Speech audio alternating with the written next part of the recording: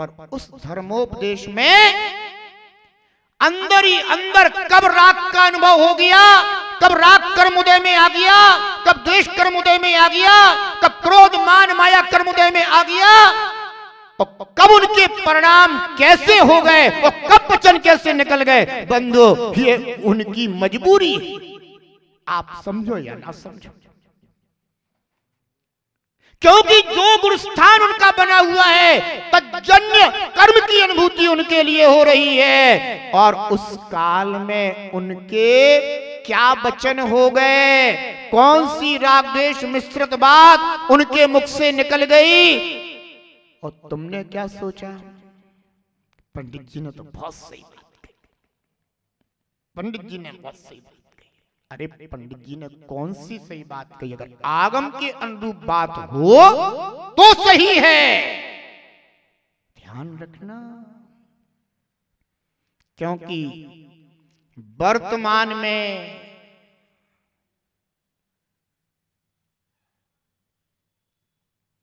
अनेकों जीवों के मुख से मुनि मुद्रा की निंदा सुनाई देती है, और जहां मुनि मुद्रा की निंदा सुनाई दे तो समझ लेना कि ये विद्वान अभी मुनि मुद्रा का सच्चा श्रद्धानी जीव नहीं है, ध्यान रखना।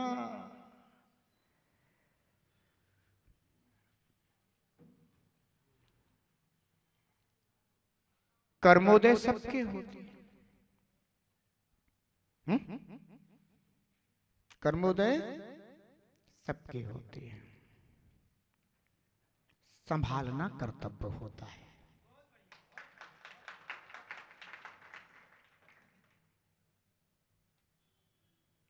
निंदा करना, बुराई करना, गिराना, ये ना तो विद्वानों का काम है और ना साधु पुरुषों का काम है, संभालना कर्तव्य है।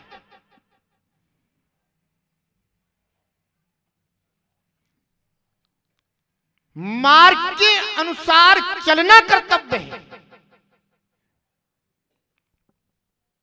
कुमार्ग की व्याख्या करके सन्मार्ग पर चलते हुए लोगों को श्रद्धा से भीन करना ये कर्तव्य नहीं है, ध्यान रखना। आचार्य भगवंतों ने इसीलिए कहा है, सोचो तो जरा, भगवान महावीर की इतने दिनों तक वाणी क्यों नहीं खिली? क्या वहां कोई बैठा नहीं था क्या? बैठे तो सब थे, पर वो सूत्र और अर्थ को यथार्थ कहने वाला, समझने वाला कोई गौतम गणधर जैसा वहां पर गणधर होना चाहिए था, क्योंकि भगवान की वाणी को गूंथेगा और भगवान की वाणी को बोलने वाला बीतरागी होना चाहिए, कहने वाला बीतरागी होना चाहिए।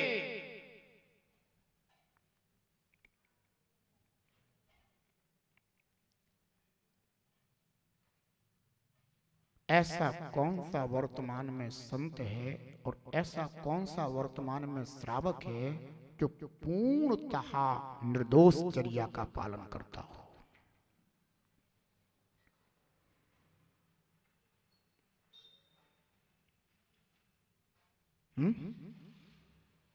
सब साधु निर्दोष चर्या पालते हैं और सब श्रावक निर्दोष चर्या पालते हैं, और अगर कदाचित कर्मोदय से या प्रमाद से दोष हो जाता है तो वे ही साधु सुबह और शाम का दोनों टाइम का प्रतिक्रमण करते हैं। मैं पूछता हूं, प्रतिक्रमण किस लिए? जब आप निर्दोष चर्या के धनी हैं तो प्रतिक्रमण की आवश्यकता क्या है? इसका तात्पर्य है कि कर्मोदय से दोष होता ही होता है। प्रतिक्रमण करना कर्तव्य है। प्रतिक्रमण करना कर्तव्य है। अपनी आत्मा को निर्दोष बनाना कर्तव्य है। इसी प्रकार चाहे श्रमण हो, चाहे श्रावक हो, उत्तम पात, मध्यम पात, जघन्य पात्र हो, सबको संभालना कर्तव्य है।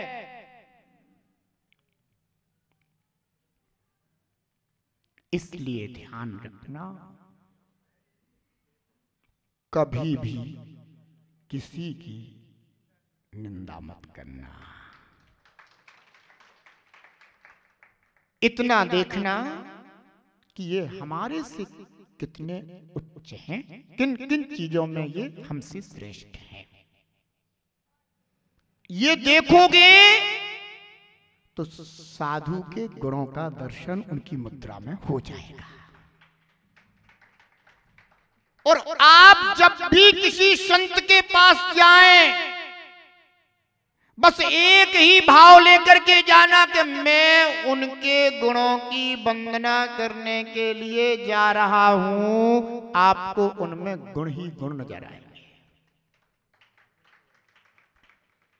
सूत्र और अर्थ के कहने में अयथार्थ वचनों का त्याग करना यह सत्य महाव्रत है। मुनिराज, जो जिनेंद्र भगवान ने सूत्र दिए हैं उसको वैसा ही स्वयं जानकर समझकर उसकी अर्थभाषणा कर वैसा ही निरूपण करते हैं। और कदाचित अगर समझ में नहीं आता है तो मौन धारण करते हैं, पर कभी अयथार्थ वचन नहीं बोलते। आज बंधुओं, मैं यह देखता हूं कि वर्तमान में जितने भी पंथ हैं ये राग द्वेष के कारण पैदा हुए हैं। कौन से तीर्थंकर भगवान ने इतने पंथ बताए थे?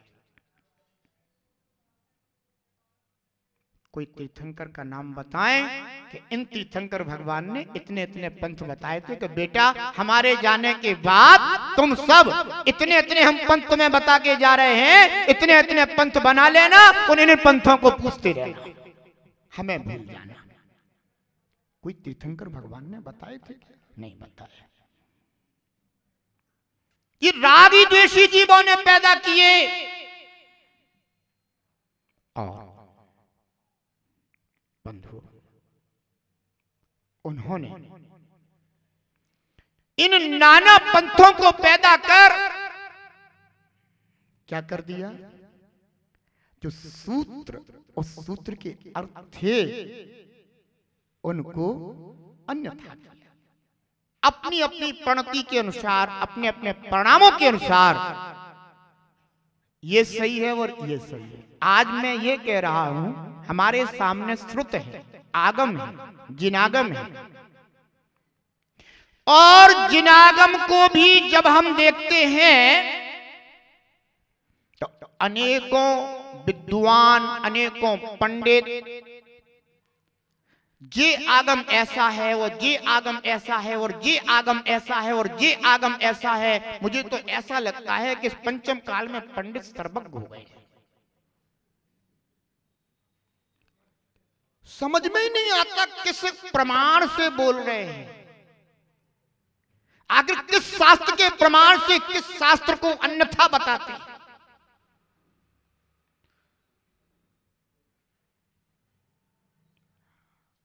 आचार्यों ने तो ये लिखा, जो भवभीरू आचार्य थे वे ये लिख करके गए कि अगर हमारे द्वारा कभी,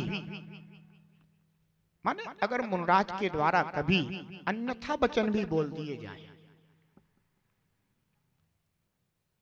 या अन्यथा कोई कथन भी मिल जाए, पर हमारे पास निर्णय करने के लिए ऐसा कोई भी आगम नहीं, तो हमारे लिए दोनों मान्य हैं। कब तक? जब तक कि हमें ऐसा प्रमाणित कोई आगम या साक्षात जिनेंद्र भगवान का समोसरण प्राप्त नहीं होता, तब तक।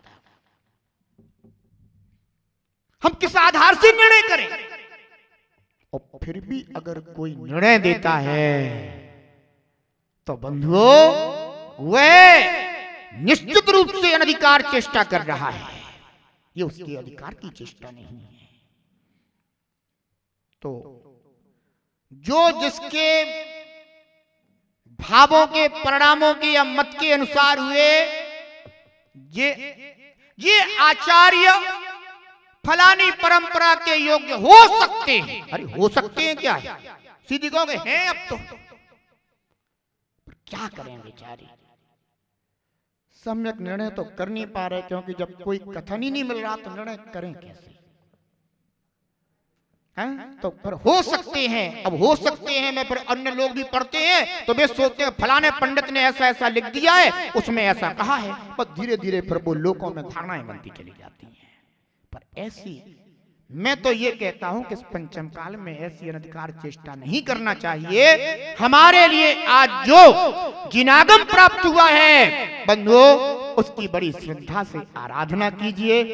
वे जिन सूत्र हैं, क्या पता कौन सा सम्यक है, हमारे जब ज्ञान से निर्णय नहीं हो रहा है तो आप तो अपनी श्रद्धा से जिनेंद्र भगवान ने कहा है उसको मान करके चलिए। उन दोनों में से जो भी जिनेंद्र भगवान का कहा हुआ होगा बंधुओं, वह हमारे लिए अवश्य ही हमारी सम्यक श्रद्धा में कारण बना रहेगा।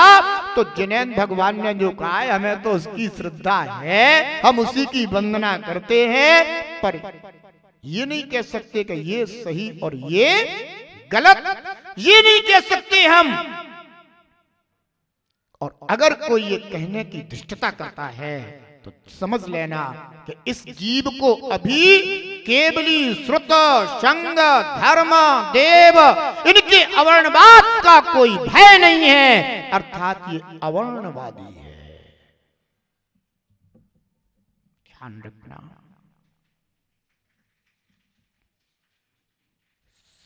निर्ग्रंथ वीतरागी संत अवर्णवाद से बहुत डरते हैं। वे चाहते हैं कि हमारे द्वारा भगवान कभी केवली, श्रुत, संग, धर्म, देव इनके स्वरूप का अवर्णवाद न हो जाए। इसलिए सूत्र और अर्थ के कहने में अयथार्थ वचनों का त्याग करते हैं। निर्ग्रंथ साधकों से या सत्य महाव्रतियों से या सत्य व्रतियों के लिए आचार्य भगवंतों ने कहा है कि आगम के अनुसार बोलना।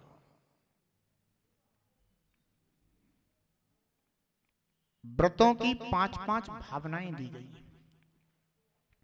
और सत्य व्रत की भावनाओं में क्रोध, लोभ, भय, हास्य, इन 4 का तो प्रत्याख्यान करना। और फिर बताया कि अनुबीची भाषण, ये 5 सत्य व्रत की भावनाएं हैं। अर्थात क्रोध का प्रत्याख्यान करना माने क्रोध में बोले हुए वचन सत्य नहीं है, असत्य की कोटि में आते हैं। लोभ में जो वचन बोले जाते हैं वे वचन असत्य की कोटि में आते हैं। भय में बोले हुए वचन असत्य की कोटि में आते हैं। क्रोध, लोभ में, क्रोध, लोभ, भीरुत्व, हास्य, हंसी हंसी। अरे वो तो हंसी हंसी में बोल रहे थे हम, तो ऐसी बात आपसे सही में थोड़ी ना कही थी हमने। अरे धर्मात्मा, तू अपने आप को धर्मात्मा कहता है और फिर भी कहता है हम तो हंसी हंसी में बोल रहे थे। क्या धर्मात्मा हंसी हंसी में कोई वचन बोलते हैं? अरे हंसी हंसी में बोला हुआ वचन असत्य होता है, और क्या धर्मात्मा असत्य बोलते हैं? इसलिए ध्यान रखो, धर्मात्मा जीव आपस में प्रमोद तो करते हैं पर हास्य नहीं करते। ध्यान रखना, प्रमोद भावना तो कही पर हास्य नहीं कहा। हास्य को कषाय कहा और प्रमोद भाव को गुण कहा। इसलिए हास्य में बोले हुए वचन, हंसी में, हंसी मजाक में बोले हुए वचन असत की कोटि में आते हैं। तो इन सबके त्यागी होते हैं सत्य प्रति। और अनुबीची भाषण कहा कि जब भी बोलना तो आगम के अनुसार, जिनागम के अनुसार बोलना, ये आज्ञा दी है बोलने के लिए। जब भी बोलो आगम के अनुसार बोलो। शास्त्रों में एक ही आज्ञा है कि आगम के अनुसार बोलो, आगम के अनुसार चलो, आगम के अनुसार अपनी क्रिया चर्या करो। सब किसके अनुसार? आगम के अनुसार, जिनागम के अनुसार। ध्यान रखना, इसलिए जिनागम में जो मार्ग बताया है, अगर हम उसके अनुसार अपना आचरण रखते हैं तो अवश्य ही हम साक्षात जिनेंद्र भगवान के द्वारा बताए हुए मार्ग पर आगे बढ़ रहे हैं। जिनागम पंथ, जिनागम जिनेंद्र भगवान के द्वारा जो बताया हुआ आगम है, उसमें जो वर्णित मार्ग है वह सम्यक मार्ग है। साधु महाराजों से कहा अनुबीची भाषण करना, आगम के अनुसार बोलना, स्वयं का चिंतन नहीं बोलना। वर्तमान में सबसे बड़ा अगर विवाद का कोई कारण है तो स्वाचिंतन।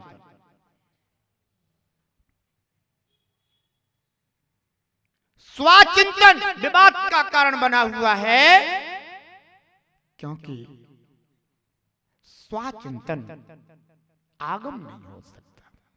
और अगर आपका चिंतन भी हो तो आगम के अनुसार होना चाहिए, जो सब जीवों की श्रद्धा को बढ़ाने वाला हो, ज्ञान को निर्मल करने वाला हो और चारित्र को प्रदान करने वाला हो। ऐसा अनुबीची भाषण होता है।